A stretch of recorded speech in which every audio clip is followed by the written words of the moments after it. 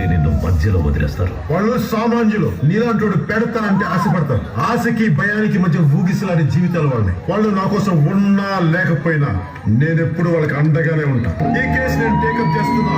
అన్యాయం జరిగిన ఆడబిడ్డలకి నేను అండగా ఉంటా.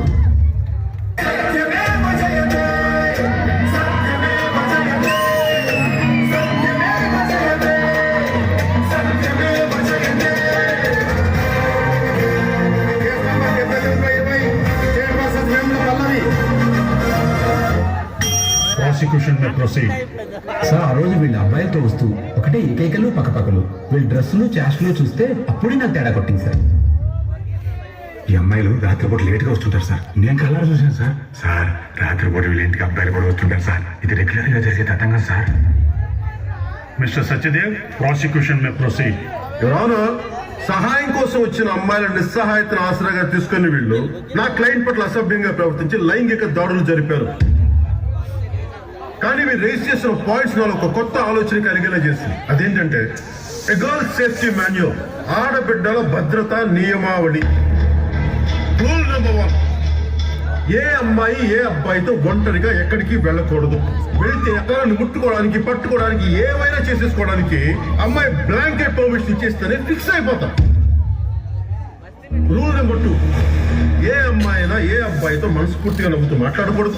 నవ్వుతూ మాట్లాడితే హింట్ ఇచ్చేస్తుందని ఫీల్ అయిపోతారు. అబ్బాయిలు నవ్వుతూ మాట్లాడితే కమ్యూనికేషన్ స్కిల్స్, ఆడబిడ్డ నవ్వుతూ మాట్లాడితే కొంపలు గురిచే క్యారెక్టర్.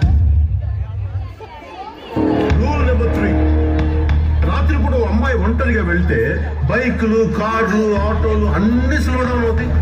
సైడ్ వ్యూ మిర్రర్లు కిందకి దిగుతాయి, చూపులు సూదులు అవుతాయి. కానీ ఇలాంటి మహత్తరమైన మానవ ప్రవర్తన రాత్రిపూట అమ్మాయిల రోడ్ల మీద ఒంటరిగా చూస్తేనే కనిపిస్తుంది. పగల మాత్రం కనిపించింది. ఎవరన్నా రాత్రిపూట అబ్బాయిలు బయటకు వస్తే సరదా, అమ్మాయిలు బయటకు వస్తే మాత్రం తేడా. చూసుకుని మనం ఒప్పుకోనంత వరకు ఓడిపోనట్లే. నిజం కోసం నిలబడ్డప్పుడు చాలా కోల్పోవాల్సి వస్తుంది. అన్నిటికీ సిద్ధపడే ముందడుగు. Your Honor, I would like to call Inspector Sarladevi. Proceed. Super woman. అంటే అల్వాలో ఉన్న ఫంక్షన్ హాల్ నుంచి మైనాబాద్ పోలీస్ స్టేషన్ కి 15 మినిట్లు వచ్చారమ్మా. నేను సార్ అంత పెద్ద సంఘటన జరిగింది కదా అని ఏదైతే నేను జడ్జ్ ఫీల్డ్ వచ్చేసిన సార్.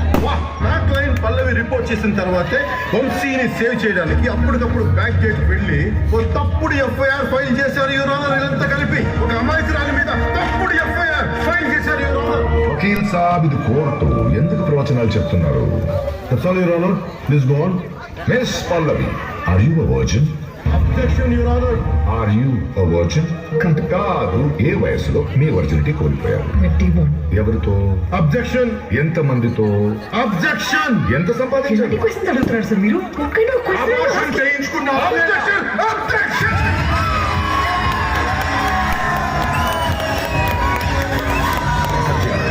ఇది కోపం కాదు, ఆవేదన నుంచి పుట్టిన ఆవేశం. It's not your weakness, it's a weapon. జాగ్రత్తగా ఇచ్చే. ఆవేశంతో చేసే కొందరికి న్యాయం చేయగలం, అదే ఆలోచనతో చేసే అందరికీ న్యాయం చేయగలం. అమ్మాయిలు జీన్స్ వేసుకోకూడదు, స్కర్ట్స్ వేసుకోకూడదు. ఎందుకంటే అలాంటి బట్టల వల్ల అమ్మాయిలకి ప్రమాదం కాదు, అబ్బాయిలకి ప్రమాదం. పాపం ఎందుకంటే వాళ్ళు చాలా టెంప్ట్ అయిపోతారు. కానీ 9 నెలల పసిపాపని, ఇంటి బయట ఆడుకునే 6 ఏళ్ల పిల్లని, ఇంట్లో ఉండే 25 ఏళ్ల తల్లిని, మంచాన పట్ట 60 ఏళ్ల ముసలమ్మను కూడా వదలట్లేదు వీళ్ళు. వాళ్ళు వీళ్ళని ఏం టెంప్ట్ చేస్తున్నారు? యువరానా, ఆడదైతే చాలు, ఒంటరిగా కనిపిస్తే చాలు, ఏమైనా చేసేస్తారు వీళ్ళు, ఏమైనా.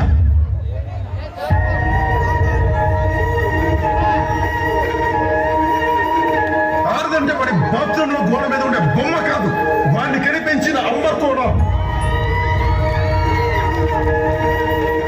ఒక అమ్మాయికి ఇష్టం లేకుండా ముట్టుకునే హక్కు ఏ మగాడికి లేదు. ఫ్రెండ్ అయినా, బాయ్ ఫ్రెండ్ అయినా, మొగుడైనా, ఏ మగాడైనా. ఆ రోజు రాత్రి ఆ అమ్మాయి ఎదురు తిరగకపోతే ఒక నిర్భయగాను, ఇంకో దిశగాను మిగిలిపోయేది. అప్పుడు మనలో మానవత్వం తన్నుకొచ్చి కొవ్వొత్తులు వెలిగించి ఫోటోల ముందు పువ్వులు జల్లి ఒక వారం తర్వాత మర్చిపోయేవాడు. ఎవరు అది మనం చేయగలిగేది. ఆడబిడ్డలో సహనమే కాదు, తెగించే తెగింపు ఉంది, ఎదురు తిరిగే ధైర్యం ఉంది. వాళ్ళు తిరగబడాలి. ఎవరు ఆడబిడ్డలు తిరగబడాలి.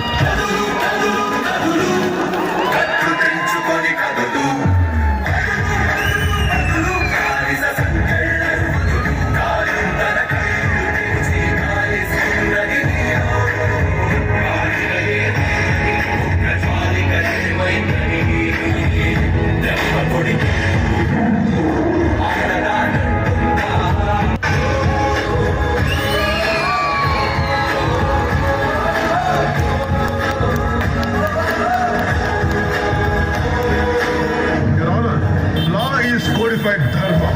మన దేశం నమ్మే మహావాక్యం సత్యమేవ జయతే. ధర్మం నిలబడాలి, సత్యం గెలవాలి, సత్యం మాత్రమే గెలవాలి. యువరాలు, సత్యం మాత్రమే గెలవాలి.